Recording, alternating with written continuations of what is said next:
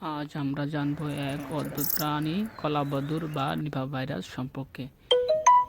কলাবাদুড় যেমন উপকারী তেমন হতে পারে মৃত্যুর কারণও। কলাবাদুড়ের ইংরেজি নাম ফ্লাইং পক্স বা ফ্রুইট ব্যাট। এটি মূলত ফল, ফুলের রস, মধু খায়, কলা, আম এবং কাঁঠাল খায়। কলাবাদুড় ফুলের রস খাওয়ার সময় পরাগায়ন ছড়িয়ে দেয়, যা পরাগায়নের জন্য সাহায্য। ফল খাওয়ার সময় বীজ ছড়িয়ে দেয়, যা বনাঞ্চল গঠনে সাহায্য করে এবং জৈব বৈচিত্র্য রক্ষা করে।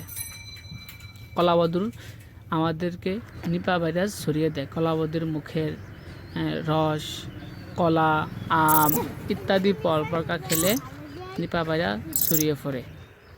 কলাবাদুড়ের মাধ্যমে নিপা ভাইরাস ছড়িয়ে পড়ে, যা মারাত্মক ক্ষতি হতে পারে এবং কি মৃত্যু হতে পারে। নিপা ভাইরাসের 80 থেকে 40 থেকে 75% মৃত্যুর হার।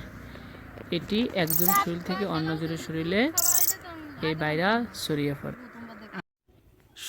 সংক্রমণের 4 থেকে 14 মিনিটের ভিতরে যেই সিমটমগুলো দেখা যেতে পারে, তার জ্বর, বমি ভাব, শ্বাসকষ্ট, হাসি, খিঁচুনি ইত্যাদি, মাথা ঘুরানো ইত্যাদি সমস্যা দেখা দিতে পারে।